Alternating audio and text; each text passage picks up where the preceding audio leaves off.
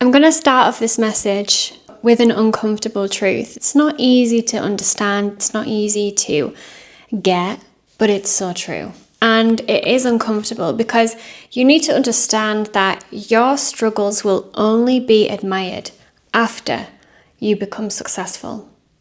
Nobody really celebrates you in the grind. Nobody really celebrates you in the process. Nobody really claps for you when you're in the journey, you're in the pursuit of becoming, of creating.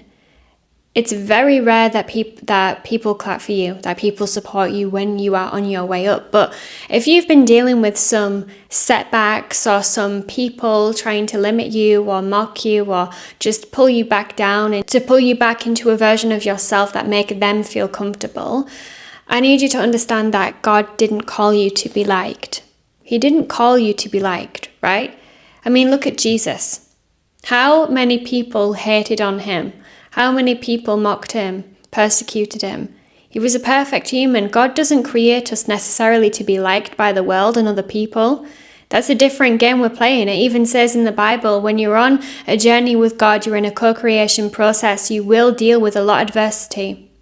You will deal with a lot of disappointments. You will deal with a lot of setbacks. You will deal with a lot of people who try and pull you down, who mock you, who try and disconnect you from the mission. That doesn't matter.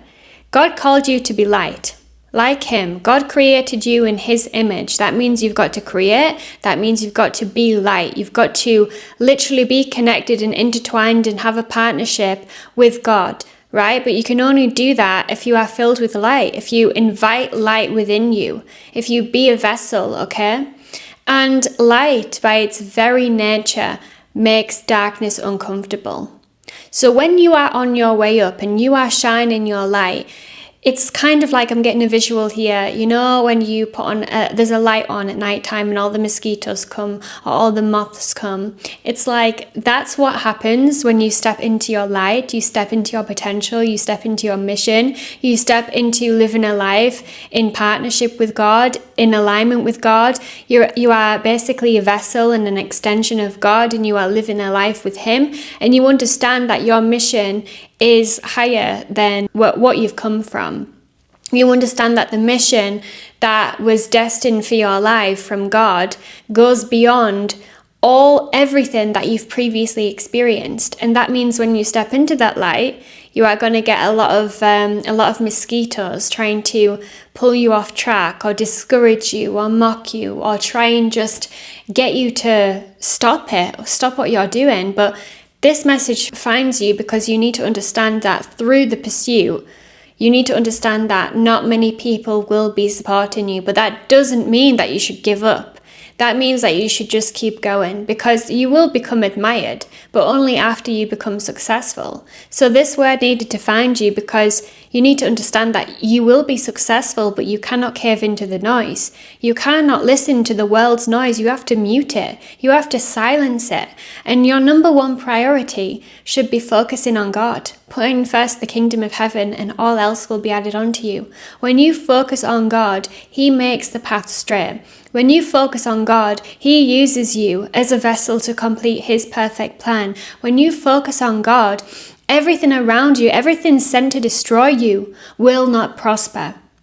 But that's only when you do this whole thing with God together. If what I'm talking about resonates for you in a passion or a project or a career or just a calling, a deep calling that you feel, no matter how many times you try and silence it or push it away from you, it just keeps on coming up. However this message resonates with you, I need you to understand that you have to keep going. You will win, but you have to keep going. You will only lose if you stop. You will only lose if you listen to the noise and the distractions around you. You will only lose when you forget that God is in control. God is in control, and he has a calling for your life. You have a divine mission here. You are not meant to live an ordinary life. You are meant to live an extraordinary life. But the first thing that you've got to do is to understand whose you are.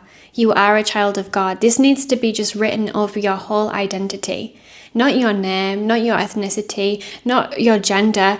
A child of God. That needs to be your full identity. When you know who you are and whose you are, Nothing will destroy you. Nothing sent to destroy you will prosper, right?